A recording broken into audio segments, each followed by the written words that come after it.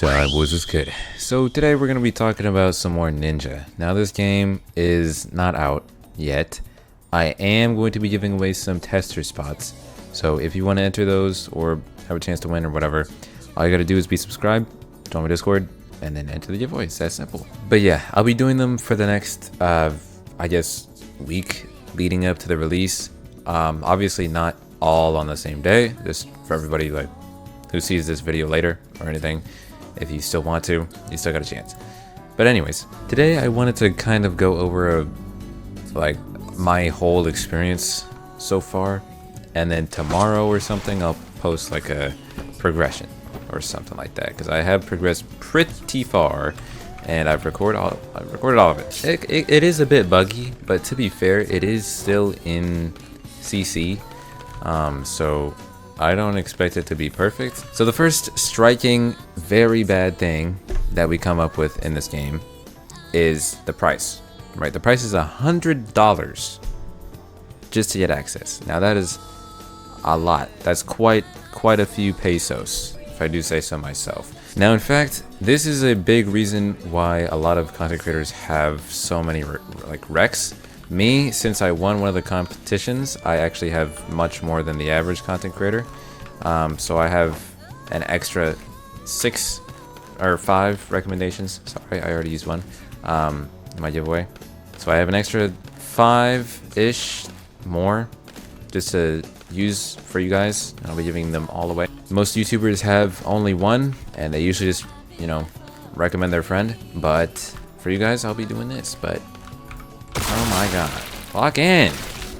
Can I have 1 second apiece? Alright, so yeah, basically just probably don't buy it, right? Because it's A, overpriced, and they don't really want that many people to be in the CC. And I don't know the exact release date of like when it's coming out for everybody else for like less, or I heard from some people that it would be free, and some people say that it will be like 300 or 400 Robux, something like that. So I don't know exactly what it will be, but it is going to release to the public eventually. It's not going to be CC forever. And since it's just a guess, I guess we can just move on to the next thing, since yeah, pricing is a bad downside. But the other downside, in my opinion, like the only other one that I can see in this game, is really just all the bugs. But obviously it's going to get fixed, because the bugs kind of do ruin like the immersion sometimes, where like the animations will bug out, or like your sword will bug out and you can't do anything. But honestly, for a game that's not even in closed community yet, I think the bugs are pretty tame, even though there's quite a bit. Now, before CC even releases, I'm pretty sure they're actually going to be adding an entirely new area that I've never seen before, so I get to explore that entire thing. Yeah, just trust me, this map is absolutely massive. Like, I could run around here for at least half an hour and I'd barely get through half of it, and that's with all the like really fast running. Thankfully there is fast travel, so you don't have to run everywhere. I just think it's kind of fun to run everywhere, because I mean, I like exploring. And I guess, yeah, after the bugs, I guess that's like my last complaint. Now obviously I can't tell you how it feels to use the controls and everything, because I mean, once you get used to it, just like any other game, it'll feel natural, right? You'll just get used to it. But I think that's just with any game, so you don't have to really worry about getting used to the controls. I do think that this game has pretty smooth controls. If I had to say what it felt like to fight somebody, oh my god, my frames. It would kind of fall in the realm of like Deep Woken.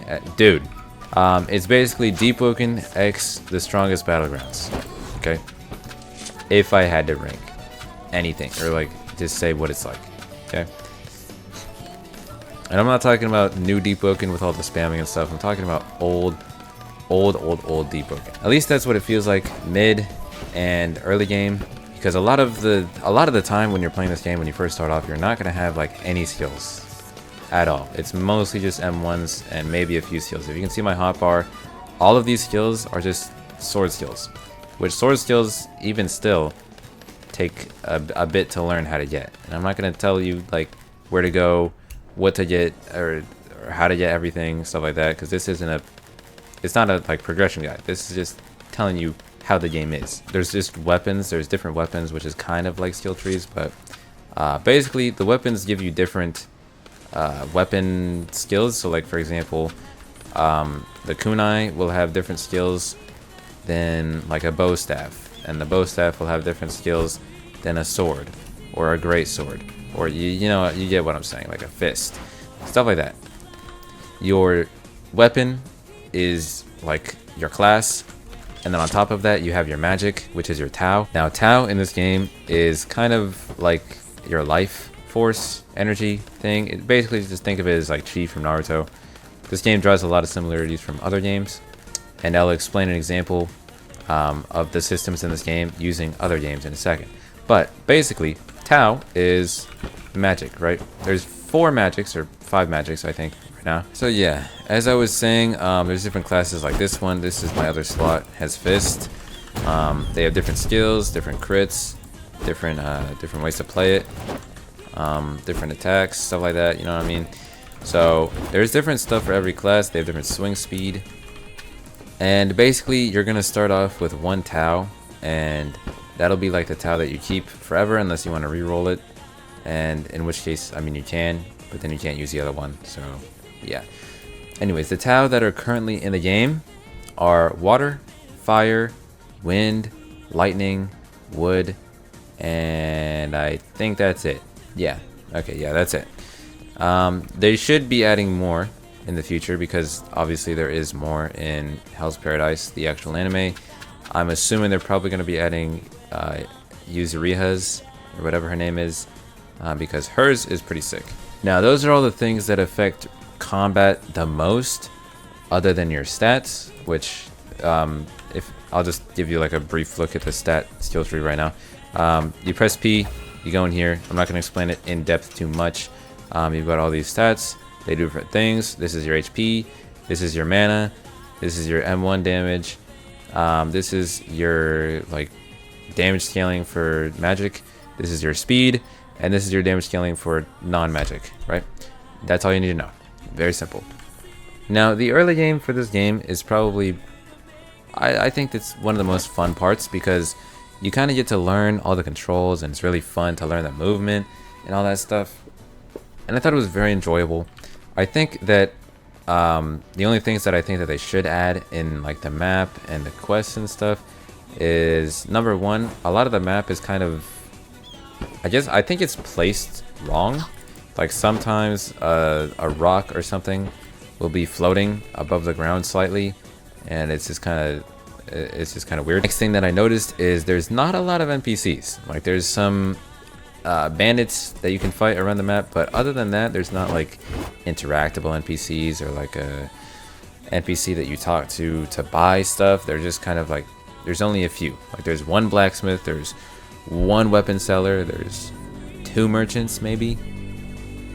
And a lot of the times it's kind of hard to find things. So I think, especially for like a casual player, I think they should add a map, because that's something that I noticed I needed once I loaded into the game, and everything kind of blended in.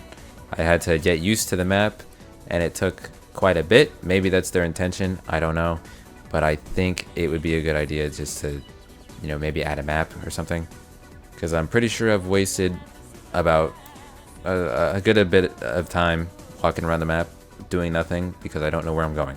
So yeah, that is one of my suggestions. Add a map, maybe a few more NPCs, maybe some NPCs walking around in the big city, because that does feel a little bit like a ghost town too.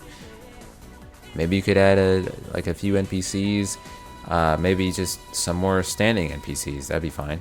Maybe like some guards too at the city center. That would be pretty sick. I'm getting a bit off topic here. We're supposed to be talking about the pros and the cons, and I guess that is one of the cons, but everything good about this game.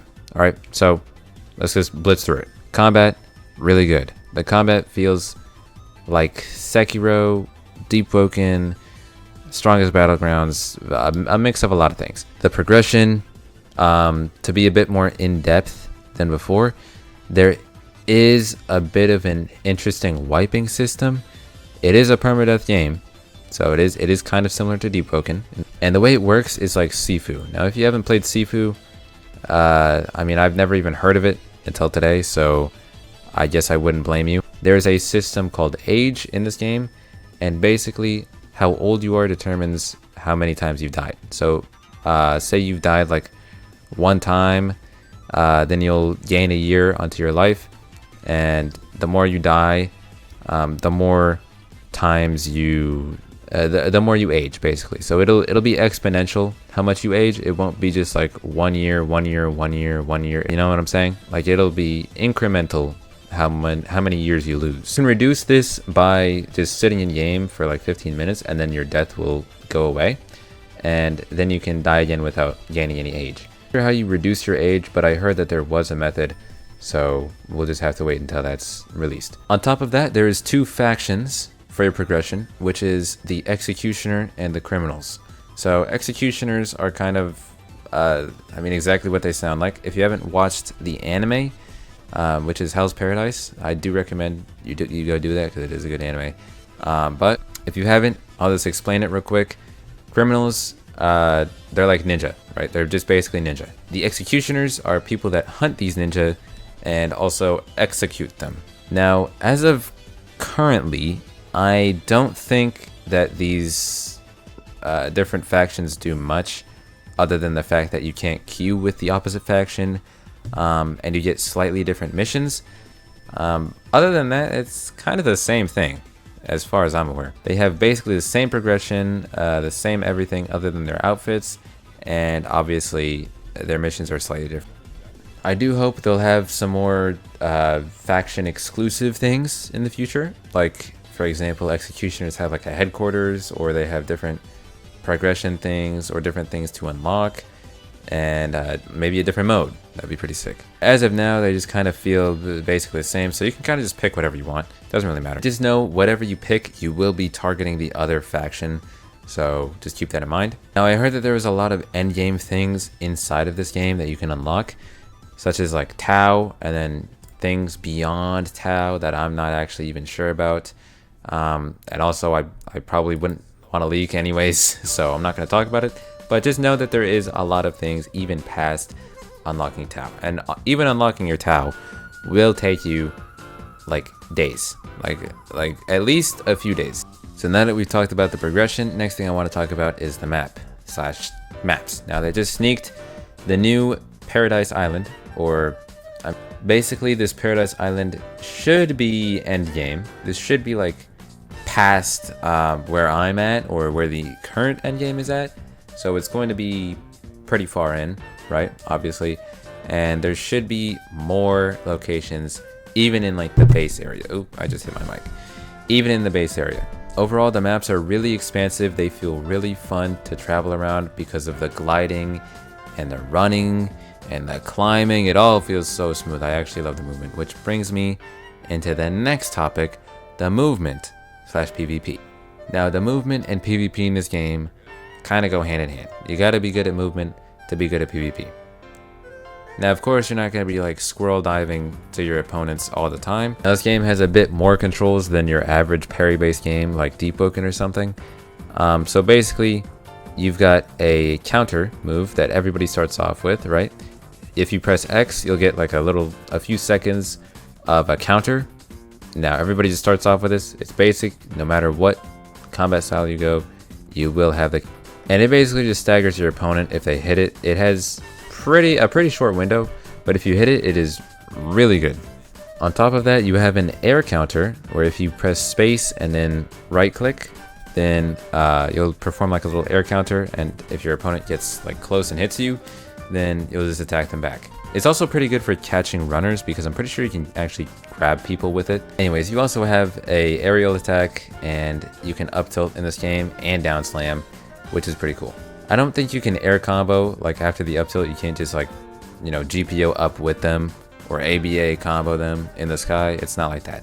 It's like a little up tilt slam. That's why I say it's kind of like Strongest Battlegrounds, because that's literally the only thing that you do. So you can do that and then use a move or something or whatever. Overall though, I do think that this has one of, if not the best movement of basically any Roblox anime game that I've played, at least in my opinion. The tree jumping feels like a Naruto game, number one. But on top of that, you can actually glide, right? You can fly and glide and kind of control where you're going. It feels really nice to just fly through the sky like this. On top of that, you have this super run thing and a flash step. So you can like flash step around and continue Sonic running around the map, which feels so good, especially since I'm a Sonic geek. So maybe that's another reason why I think it has such good. It's also what makes exploring the map really fun, which is also another reason why I wish they had more stuff in it. Don't get me wrong, there is a lot of buildings and stuff in it. It's just I wish there was more NPCs or stuff to interact with, stuff like that, you know. Overall, I think that this game is very good.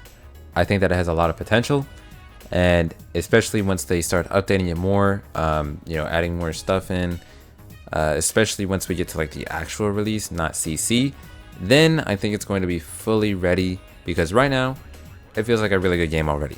Especially if you like Deep Pokken or Naruto games, or you know, anything with parry-based combat. If you're not into hardcore games, then I mean, sorry, this isn't for you, because it is a hardcore game. It's not just for like a bunch of casual people.